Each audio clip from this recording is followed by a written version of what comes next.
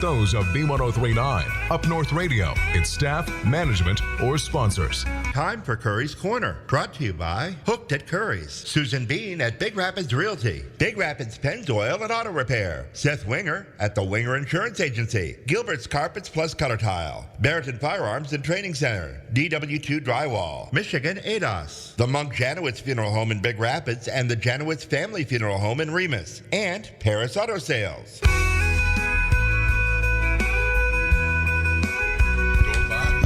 Are we on, Bob? Good morning, America. How are you? Well, it's a sobering acting day today for me. I lost a good friend yesterday from the past days, and I just want to say this to her. The older I get, fewer friends I have. That's to Jan Brown Simon. She, class of 71, married Mike Simon, and back in the day, or early days. But my memories of her were Mr. Burwell's class. She was a senior. I think I was a junior, or maybe she was a junior and I was a sophomore. But we had a business course back then in high school. I don't even know if they teach business in high school anymore, do they? But Mr. Burwell was a very good one. I give him a lot of credit. He had patience for us. Linda Anger, Romine, she married Hark later in life there, and she's passed now too, so I lost my two girlfriends at high school. They're just a lot of fun. And Jan, one thing, her trait was like her mother and dad, Larry and his wife there back in the day. People loved them. They were, if you wanted to party, they could party, or if you wanted to be serious, you could be serious, and Jan was that way too. But I never saw her in my past lot of years that the first thing we would do would look at each other, start laughing because of the things we remember what we did in high school. Isn't that something? Even 40, 55 years later, I saw her at Zotz was the last time I saw her, and not that neither one of us were big drinkers, but we loved people. And Zotz is our Cheers here in town here, and she came in by herself and gave me a big old hug and a big smile, and we started laughing, and just we didn't have to speak. We just had to laugh. You know, that's how we communicated. But we did speak. We had a lot of nice talks, and this mic's giving me a rough time again this morning, but it likes to do that. It reminds me of Andy Griffith's show, Barney Fife there. I'll get down and talk to it like this. But anyway, she would want us all to live on in memory of her, to keep smiling and laughter and be nice to people. I don't think she had an enemy, you know, and in life, I spoke on her on Facebook yesterday, and I said all Jan really wanted in life was friends, and that she had. She had plenty of friends, and now she's in heaven with her good friend Julie Miles, Tetchworth there, and her husband Mike, and her mom and dad, and her sister that just passed here a few months ago. I believe she was down by from Williamston area, but the Brown family, if I may say, is kind of like a traditional family in this community. They are strong people, they're giving people, they're loving people, they're there when their friends need them. Her brother Jim and I are very good friends, and Jean, her sister, she's very much involved with the Elks and with the Eagles, or was with the Eagles, but anytime anybody needed help, Jean would be there. That just pretty much was the Brown family. They politically never really got too much involved until this latest episode. I think Jim and his wife got involved a little bit there, but they were on the right track as far as I was concerned.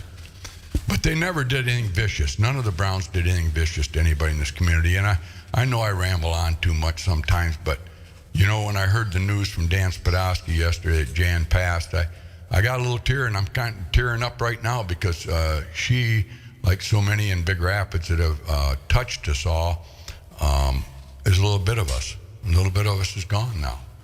And I just want to say that I loved her, and she was a dear friend to so many. Anybody that ever met her loved her. And God, I wish her well up in heaven, and I hope she's praying up there for us devils down here. But anyway, we'll move on now. Thank you very much. First of all, I want to start off thanking our sponsors, Big Rapids Pennzoil, Paris Auto, Janowitz Funeral Home. I got that right this time, Bob, and Gilbert's Funeral Home. It's right in front of me, ADAS. Hooked at Curries, Big Rapids Realty, Sue Bean, Barrington Firearms Training Center, I think I got Winger Insurance in there. Yeah, I can read pretty good here, Bob, when it's right in front of me, can't I? Yeah. But anyway, so that kind of transformed me into the mode I got to go into. I got to get upbeat here. This morning, Karen, good morning. Good morning. And Emmeline, that's quite a name. Your mother or dad name you? I think my mother. And where did that name come from? A great grandmother or? Kind of a family name, kind of a mix of some names. Okay. How do you spell that? It's Emmalyn. It's a beautiful name, isn't it, Bob? Not quite as nice as Bob or glamorous Bob, but Bob is from Robert, obviously. Your real name is Robert, isn't it, Bob? Yep. Robert what, James? What's your middle Want name? to know? It's Lee. Robert Lee. Uh-huh. Well, that tells the story why you're Confederate. Yeah, that's it. Yeehaw. Yeah. Okay. Now. No, actually, my mother's middle name was Lee, and I believe her Okay. grandmother's. So that Robert Lee. Well, that's a passed radio down through the name, and family. we can start calling you Robert Lee. Well, I was considering that, but where I did radio back on Long Island, everybody knew me as Bob Aldrich. So, why change it?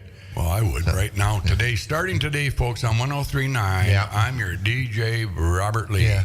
All There's right. Lee Roberts. I mean, Oh, it's not even Bob? It's No. Lee Robert? You could do that. There's a radio name, Lee Roberts. Yeah. Yeah, that's Oh. anyway, why don't you Go on to Karen. Enough of my name. Karen's our guest this morning. Yeah. She is the head of the 4-H here in Mecosta County. Big job, covers a lot from horses to pigs to art to medals. It does everything, doesn't it, 4-H? Leadership, some state and national competitions that a lot of our youth go to. How long you been doing it, Karen? So I'm pretty new. I've been with MSU Extension it'll be 4 years in June, but I've only taken on the 4-H role in the last, I'd say 8 months, so not quite a year yet. So what did you do before that? I was the office manager, so I supported 4-H, so it was kind of nice. It was an easy transition. I was already doing a fair amount of the work and getting to know the families and the youth, and so it was a nice transition into it. There's a lot that I didn't know. Right. And I don't have that livestock background, which a lot of people, a lot of our families that are in 4-H have that livestock background. That's not the only thing about 4-H, but I didn't have that, so I have learned a lot. And I ask a lot of questions. Sometimes I feel like a kid myself when I ask questions about, well, why does your animal do that? Or I didn't know that. I didn't know horses sleep or with their eyes open.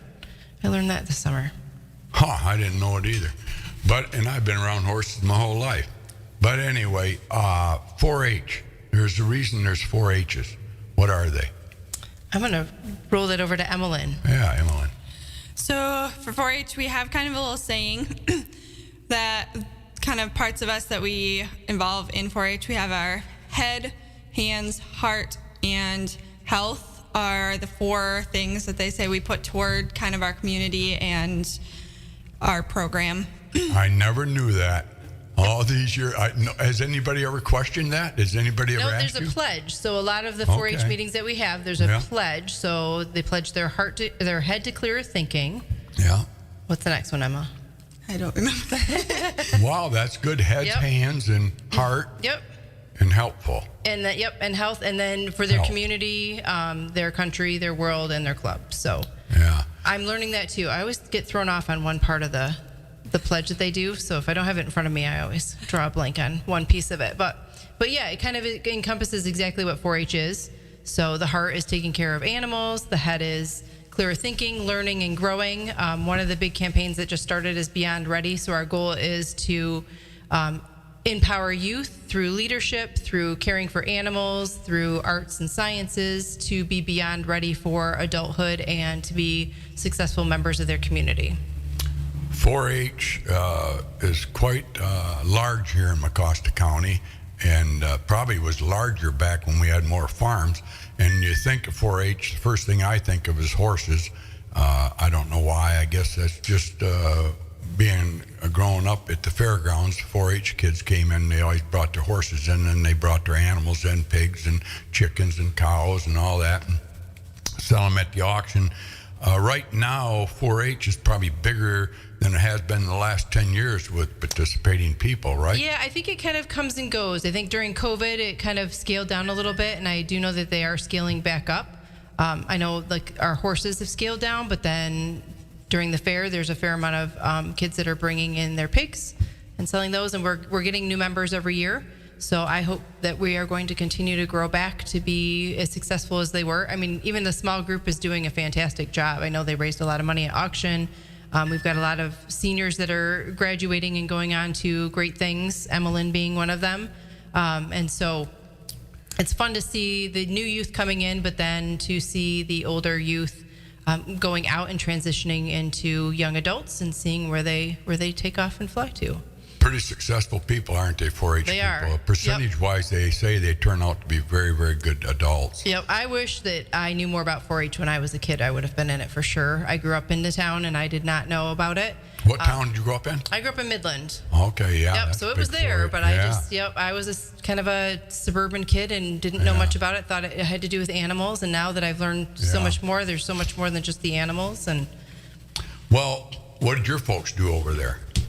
my dad worked for Xerox. Okay. And then my mom was a homemaker, which was fantastic. She took care of all the neighborhood kids. Yeah, that's Yep. great, yeah. Yep. That was a big influence on you, who you are today, isn't it? Oh, yeah. I think so. I think, your family is a big influence. And then I've been talking to a lot of new volunteers. And a lot of the new volunteers credit their 4-H club leaders that they are still in contact with. So some of them, 20, 30 years after 4-H, they're still talking with their 4-H club leaders and some of their club members that they grew up with, and they've circled back around and they're back in 4-H again. They one thing I've noticed in 4-H is disciplinary. They're disciplined people, aren't they? When they call a meeting, you've got to be at that meeting on Thursday night at 7 o'clock, or your animal's not going to be sold. So it's no like, well, we've got a ball game that night, so I can't make it. Well, then go play ball, but you're not going to be selling your Right, cow. yeah. I like that. These kids have to learn. Yep, and we try to be flexible because this day and age, there's so many things that youth are involved know in. it, yeah. But yeah, there's, if you're going to raise an animal, if you're Right. raising an animal, Emmeline can speak for it. You got to get up and take care of them in the morning, make sure they're fed and exercised and their health is good.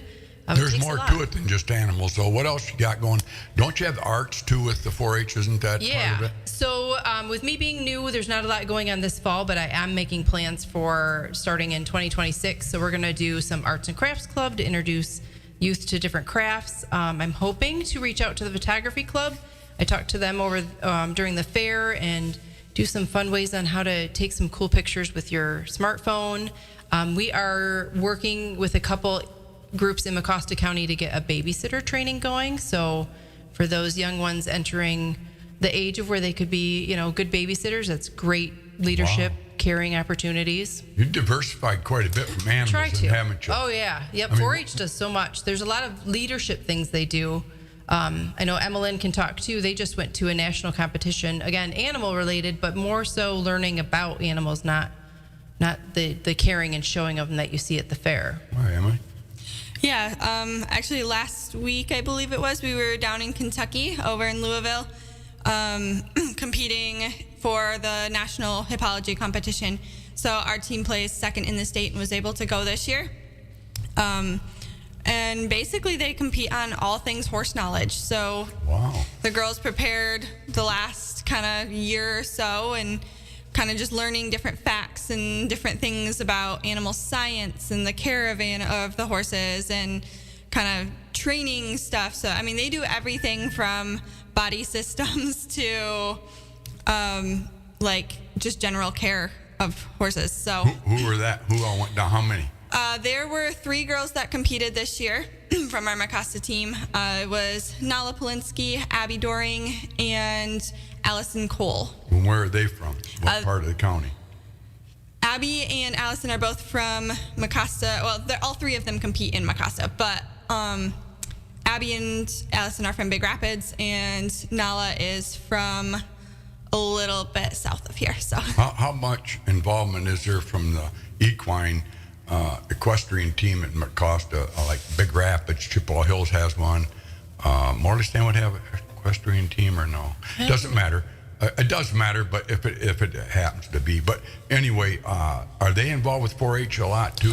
A lot of the youth are. So not everyone on the equestrian team is in 4-H, but I'd say probably 50%. Would you say, Emmeline? yeah, they're separate groups, but a lot of kids do both. They both. Yeah. Yep. So how did you pick those 3 and yourself to go down there? They just volunteered, or were they in the competition and that was all there was before? Those 3 girls were the ones that competed this year, and they've been kind of competing for the last couple of years, so they chose to participate in the group and come to all the meetings, and they did really well because of it. So How long did you go down there for then? How long meet was it? we were only there for 3 days, but the competition we were at is actually like 2-3 weeks long. So Now, who funded that? 4-H? oh, 4-H helped, and we raised money to be able to kind of get down there. So Yeah, that's good, yeah. So Michigan State 4-H paid for their registration to go, and then the 4-H Council, which does a lot of fundraising, which we're actually got one coming up next week. They do some fundraising, and that supports youth going to events like that. So national events, state events, if there's fees, and then it also helps with scholarships. So youth that are graduating and going to a trade school or off to college, they can apply for scholarships through the council. And the council does the dairy booth at the fair, and then we're doing a turkey trot next week on Thanksgiving morning. And all those funds will go to support the scholarship programs, and then as well as the PEP program, which is the therapy riding program that we partner with Cran Hill for. Now, talk about the turkey trot. So the turkey trot, this will be our first one. So it will be Thanksgiving morning. So all of those active people who want to get out and get some exercise in before they eat their turkey and then lay around and watch a football game. Eat more than we normally do on a Thanksgiving day. But it is at North End Riverside Park. And registration starts at 7 and the run starts at 8. It's a 5K. And the first 150 people that register can get a 4-H beanie hat, since it might be a little cooler. So we've got hats to keep your head warm. And like I said, it's $30 to register, and all those proceeds will go to support those 2 programs. So the scholarship program and then the Proud Equestrian program. So they're racing on the rails to trails? Yep, I think it's a circle. I think it kind of goes on the rails to trails. It's a big loop. A lot of other 5K events are on that same loop. Naive 5K. I like the miles. What is 5K again? Is that 2 miles? 3.1 miles. 3 miles. Yep. Yeah, Bob- I'm not a runner, so I'm more of I'll run a half mile, walk half mile. So it's a fun run. It's open to anybody. Yeah. The kiddos under 7. So if you want to bring your kids and let them burn off some energy in the morning, kids under 7 can participate for free. Yeah, it's nice. How are you getting the word out on that? You have a newsletter you put out every month? So we have newsletters. We've been on the community calendar. Social media is always a big one. Yeah. Yep. So they can call the MSU Extension office to register, or just show up Thanksgiving morning to North End Park between 7 and 8, and we'll get you registered. That's cool. You have a lot of people registering right now early on? It's our first one, so I think a lot of people, the people I've talked to that haven't registered, they want to wait and see what the weather's like. Yeah, that's a big thing. Yeah, it's that time of year. You never know. And your diehards are going to run. They don't care what the weather is, but They like to run. yeah, don't they? yeah. I would probably be more of. I wonder if it's raining. I don't know, but Yeah. we'll be there, rain or shine. Yeah, good for you. Yeah. So that's Thanksgiving Day, Thursday. Yep, Thanksgiving Day, Thursday, North Thanksgiving End. this Next week. Next week. I know it's yeah. coming up fast. Jeez, it is, Yep. isn't it? My Lord. Yep. So Thanksgiving morning, North End Park here in Big Rapids. Registration's from 7 to 8, and the run starts at 8. So you'll be back home to get that turkey in, or. Well, again, we go back to the cows and the pigs and all this and that, and I go to the sale. I don't know, I'm 72 this December, and I think I've been going to that sale. I've been racing horses since I was 16, so you count it, but I believe I never missed one yet down there. And that's just a real thrill to go to that sale, to watch the people there supporting their friends and neighbors and customers or whatever, and they get out. It teaches them so much responsibility, let alone taking care of that animal throughout the 3 or 4 months that they have to nurture it to get it to the sale barn. But, year in and year out, you get a lot of the same sponsors, the auctioneers, they donate their time, and we'd like to mention all of them, but I probably forget some of them, but like Ryan Hansen's there, Bob Parker, Phil Curry, Andy Lattimore, Larry Cox. I think he's done it for the last 80 to 100 years. I mean, Larry's getting up there, my Lord. He did it back when Carly Schuberg was there, and Tony Mandrella. You're talking some old names there. There's a lot of community businesses and just community members that come out and support the youth during that auction. Yeah. And again, that's those youth. beef steers, they've already got them. They're already working with their steers right now for the fair. So a lot of the fair stuff's even ramping up right now for a lot of those youth. I know chickens and rabbits kind of come in closer to fair time, but they've already started prepping for fair. And then the cool thing about that age group is they learn to talk to adults well. They learn to approach adults, be part of their community, understand how their community works, and then obviously the caring for animals from start to finish. It's amazing to watch the kids take care of everything. They talk to you and like it's no big deal. I know I've got some nieces and nephews that couldn't even order a drink at a restaurant, and it's impressive to see the 4-H youth having no problems coming up and talking to people.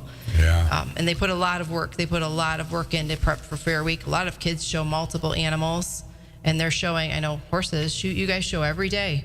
They're doing something. So every day you can go to the fair and watch something with the horses. There's always some type of competition going on. Yeah, they graduate out of that, and I know a lot of them come back and realize how much structure they learned from that. And one is like Blake Donnelly. He went through the program 4-H, and look where he's at today. I don't know anywhere. He was back there this summer. Yes, he was. He came to the baked goods auction. He was at the other auction. Yeah, he definitely came back and supported. Yeah, he appreciates what he learned from that. And there's a lot of people like Blake out there that are good young people today. I call great Americans. But anyway, so there is more to than just the animal. In the merchant building, I believe, or exhibit building, one of those two, you have displays of photographs there. Yeah, so the exhibit building, anybody can display in. So you don't have to be in 4-H and you don't have to be a youth. Right. There's all sorts of categories from baked goods to welding to photography to sewing.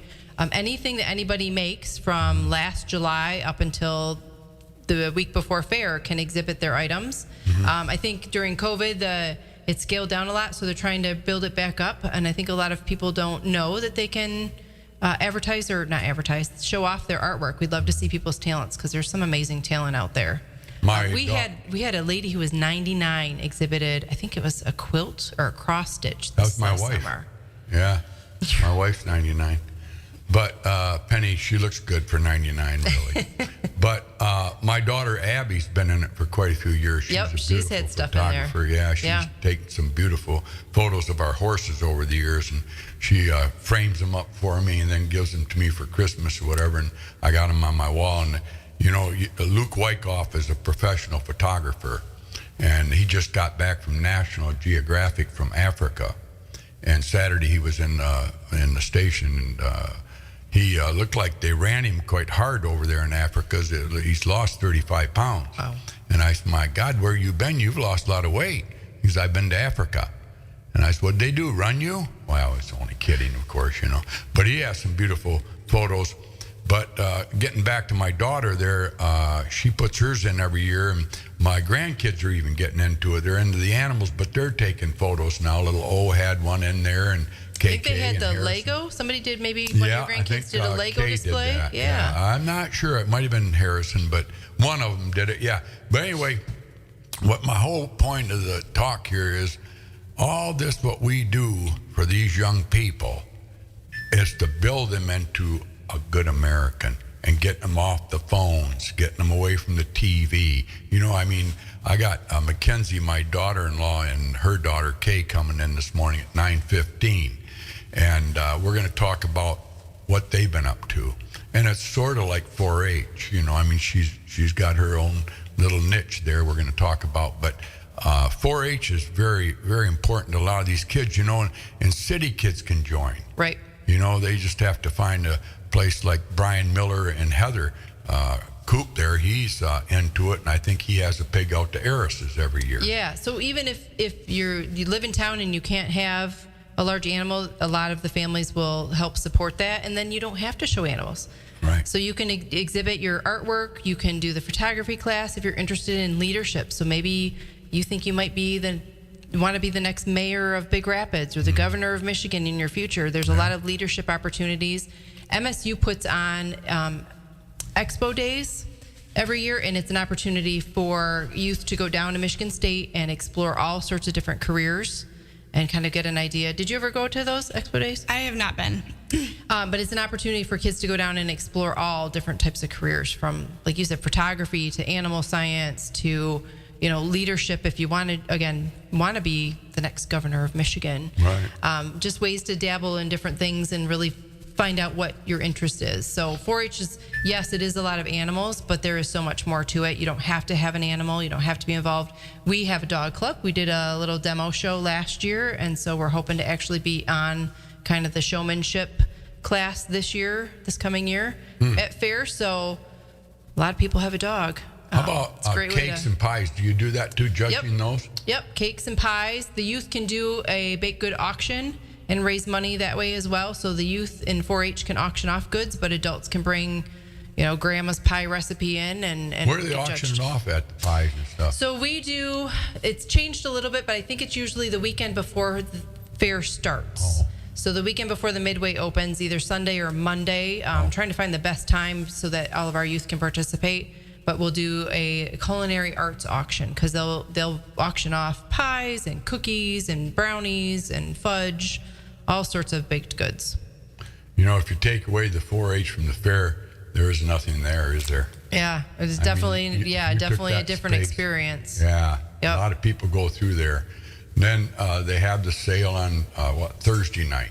Yep, the livestock auction is Thursday. Yeah. And the fair is always the first Monday after the 4th of July. This year it's going to be the 12th, the 12th really? through the 19th.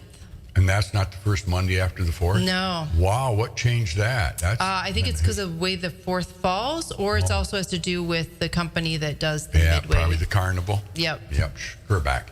Well, what else was we going to talk about on 4-H there? We got 2 minutes to 9, Yeah, and then so we'll take a break. one of our big supporters in 4-H is Tractor Supply, and they do a clover campaign every year, and so they're kicking that off after the holiday, after Thanksgiving. And so if you go to Tractor Supply and you're buying bird seed or tools or whatever you need, you can sign a clover and make a donation, and that comes back to your local 4-H. So that stays in the community.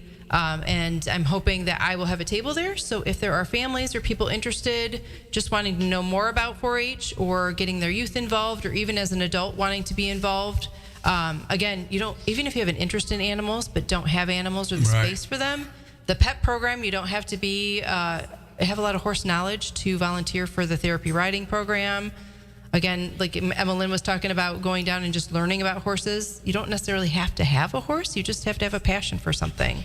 And 4-H wants to be able to help you explore those passions or find something that you really enjoy doing.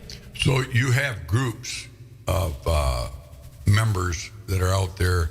You have I think Lattimore's a leader out there. Yep. So we have clubs. We have quite a few that's what it clubs. is, Yeah. clubs. Yeah. Yep. So how many members do you have all in 4-H in Mecosta County? I think right now we're sitting around 300. 300 Yep. kids. Right now is open enrollment, so all the returning kids have until December 1st to get enrolled, and primarily that's for showing at the fair. And then new youth that have never been in 4-H have until April to enroll. Obviously, they won't be able to show steers or whatnot at the fair, but if they just want to get involved and see what's going on, or show, potentially their dog or rabbits or chickens, a smaller animal, then they can do that as well. Or if they just want to do photography or arts and crafts. Now, how many clubs do you have? Do you have them like school districts, or how are they divided I think up? originally back in the day they were kind of divided up by where you were at, but now it kind of just encompasses the county. So we have Morley-Stanwood Critter Club. They primarily meet down in the Morley-Stanwood area. Grant Center Pioneers meets in Big Rapids and the Grant Center area. Hippology is kind of encompassing of the whole county, because that's primarily a horse club. Same thing with the dog club, anybody in the county, but we meet at the fairgrounds. It all depends on meeting space, is the big thing. Well, then, like Lakeview, they're involved with the Mecosta County Fair a little bit, aren't they? Isn't there something Yeah, so down we there? have some clubs that kind of they cross county lines. Yeah. So we didn't have a dog club, and we don't have a shooting sports club. We'd love to have one in the future. Right. So youth that are interested in archery or any type of shooting target sports, they are welcome to join the clubs down in Montcalm County, and Osceola is starting a new shooting sports club. Okay. So you can be dual enrolled. So we have some kids who are in, they show rabbits, so they're in one club, but they're also in the dog club. Good. so- That shooting club, now what brought that up? That's been around for a while. Okay. I think Mecosta had it a long time ago. I would love to bring it back. We just need to find some adult leaders who are interested in teaching kids about archery and and safe handling of rifles and target shooting and all that stuff. So we just need to find the adult volunteers that are willing to get trained through the 4-H training. It is something that we provide, and get their volunteer status. And then we would love to support a shooting sports club. Yeah, I'd love to see it too. I think it's important, especially the world's going, hey, Bob. Yeah. Top of the hour, Bob, 9 o'clock, huh? Be a busy ex Big Rapids. That's Lee Robert right here at 103.9. Well, that's great. And then you see people, well, we won't talk on it. I was just going to say some people like go to Osceola that live in Mecosta County. Is that because they live closer to Everett and it's more convenient for them, you think? It's really up to them. It is up because we have a lot of Howard You can City live in a youth. county. You could live in Osceola and belong to Mecosta County branch. Yep. Or a club. So we have a lot of Howard City, Lakeview youth in a club in Mecosta, and then Barrington has a club that participates in Osceola. Okay. So. So really, whatever their preference is and they're comfortable with, they go there. I know year in and year out, I can't think of any of them right now, but there's some farmers down there in Howard City that come up here and spend some money on their grandkids. And then there's businesses like, down Lakeview there, their elevator down there, they come up here and spend money. Newaygo County too. I think a lot of your business owners will go to multiple auctions to support youth. Yeah, that's good. The kids get out there and work hard at it. And you got 300 members. That's a lot, isn't it, Bob? Really, you think about it. It's pretty nice. You do a lot more than that. Anything else you got coming up then? I think You that's got the turkey trot, Tractor Supply. Yep, Tractor Supply, and then we're partnering with the City of Big Rapids, and we're doing kind of like a healthy youth running program. Oh wow, yeah. So what's that all about? So it's kind of similar to Girls on the Run, but we're doing it for youth, male and female, boys and girls, and so it'll be some healthy topics on why exercise and healthy eating is good, how to work as a team, how to express your feelings, kind of thing. Just some general health and mental health lessons that will incorporate into the running. So they're training to run a 5K, but in the lessons and the training, they're learning other life skills. You've been in 4-H how many years? I started as a 5-year-old, so it's been 16 years now. So. Come off the farm? What? Where do you live, on a farm? Oh, no, I actually don't. My house is probably less than an acre. So I have had so many generous people offer animals up for me. So I've been riding horses all 16 years of 4-H. And then we started doing rabbits because we don't have as much property. Sure. So we do kind of the small animal thing and then have amazing people that have kind of made it possible for us to have large animals as well. Do your mom and dad come off a farm? Actually, no. My mom is from Grand Rapids, and my dad is from a little bit further south, so Kalamazoo area. And do you live in the Big Rapids area? Yeah, I do. Okay, so you went to Big Rapids High School. Yep. What got you into 4-H then? Your mom and dad said you got to do something? No, we had a family friend who had a little pony that needed to be ridden, and they said, well, you can try riding the pony for a year. That? And it was Cindy Ben Kurt's pony, but Eris was the one who kind of got us into it. Okay, what Eris? Gary Eris? Or? His wife. Okay, yeah. Jamie? No. You got the wrong Eris probably then. Yep. Doesn't matter. So anyway, you've been doing it. What's it meant to you to be a 4-H person? And I see you're really involved now because you're helping as an assistant, right? Yep. Yeah. I really love the community 4-H gives you. It's given me an opportunity to mentor kids from when I was young all the way up into high school and starting into college. When I was little, I had a ton of kids kind of mentor me and show me the ropes of how to show animals and kind of bring you up and make you feel like an adult a little bit. And it's super fun kind of transitioning from being that little kid getting the mentorship to being the mentor and kind of helping other kids. And I've kind of helped some kids get into different animals and bring them up and show them different things. So it's really fun, kind of the group feel that 4-H gives you. So, did you play sports in high school or anything like that, or do you strictly a 4-H? I actually... 4-H takes a lot of time. It does, but it's possible to do lots of different things. So I was in marching band, and I was a golfer. and I also did equestrian team for a couple years. So it's a lot, but it's manageable to do like high school sports activities as well as 4-H on the side. So if you had to do anything different, you wouldn't do anything different, would you? nope. I loved all the stuff that I was able to do and don't regret 4-H in the slightest. Yeah, that's great, isn't it? It's a wonderful story, you know, that what 4-H has done for you in your life, because, you know, you take that away from it, what would you be doing right now, you think? I honestly something to put Structure.